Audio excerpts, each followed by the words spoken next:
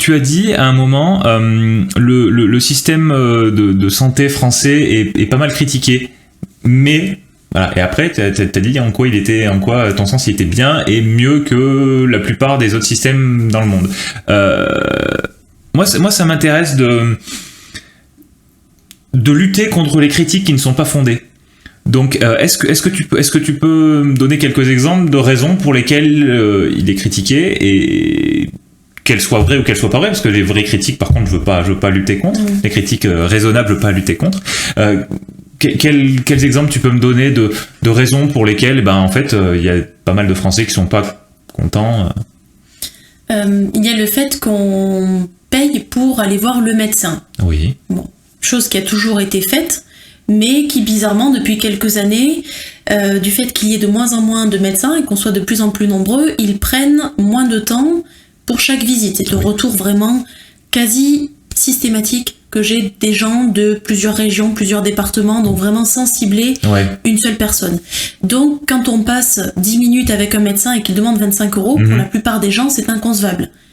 D'accord. Parce qu'on s'imagine que du coup en une heure, s'il voit 5 à 6 personnes, ça lui fait un chiffre d'affaires important qui n'est pas relatif dans l'inconscient collectif, autant qu'il aura passé avec chaque personne. D'accord. Donc les gens ont du mal à se dire je lui ai payé 25 €, il m'a gardé 10 minutes, il m'a prescrit un médicament. Ou c'est pas normal, je viens chercher un renouvellement, je n'ai pas à payer. Si, parce que le médecin a fait 11 ans d'études et parce que à partir du moment où il prend le temps, que son diagnostic soit juste ou faux, c'est normal qu'il soit rémunéré en fonction du temps qu'il est passé. Mais voilà, je crois que le prix augmente d'1 € chaque année d'une consultation médicale. D'accord. Par rapport au coût de la vie et plein d'autres choses. Mais c'est décidé au niveau national, ce n'est pas chaque médecin qui décide. Et les gens ont du mal à payer 25 €, même si, hormis 1 € qui est retenu et que l'on paye de notre poche, le reste est remboursé par la sécurité sociale et les mutuelles. Ouais. Généralement, en France, on a tous une caisse de rattachement qui nous paye tous nos soins. Pour certaines personnes, il y a la CMU, la couverture médicale universelle, ou alors des mutuelles. Donc on paye chaque mois une petite somme, ce qui nous permet, selon les options que l'on prend, d'avoir des soins gratuits.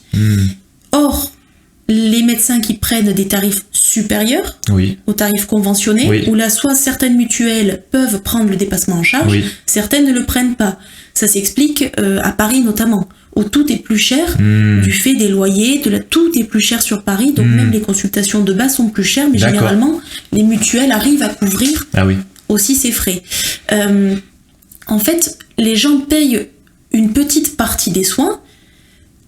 En fait, je pense que les gens ne comprennent pas pourquoi ils ont à payer pour leurs soins à partir du moment où ils payent une mutuelle ou qu'ils ont une caisse de rattachement. Mais en fait, ils ne connaissent pas le vrai prix des choses. C'est-à-dire qu'une hospitalisation coûte en moyenne 1 500 € par jour. Ah oui. À partir du moment où on reste dans un hôpital. Ah oui, effectivement, on n'a pas. Enfin, moi, j'ai pas conscience de ça. Voilà. C'est effectivement, si on compare ça par rapport à, évidemment, ça n'a rien à voir, mais à une nuit d'hôtel ou à 1/30 de son loyer mensuel, c'est effectivement, c'est énorme. C'est énorme.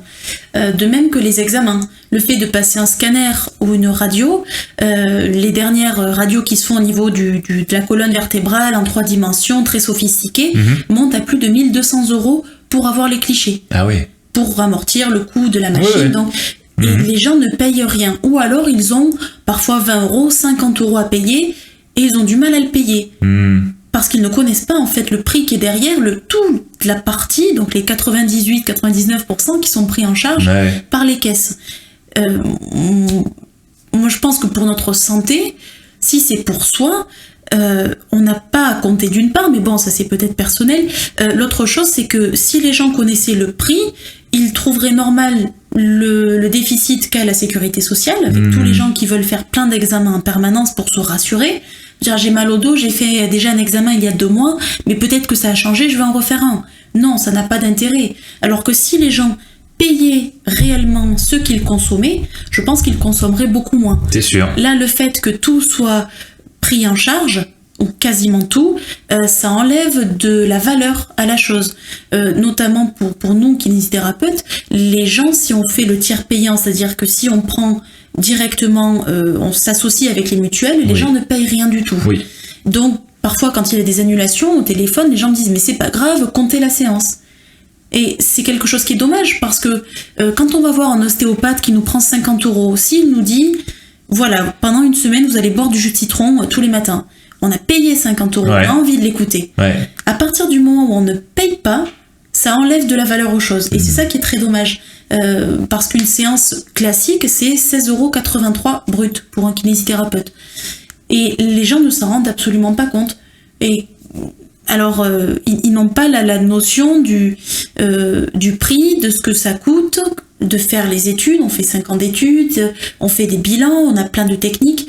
Et finalement, il y a une dévalorisation complète de ces actes de médecine et puis des auxiliaires paramédicaux. On ne comprend pas pourquoi une infirmière serait payée 15 € pour mettre des bas de contention.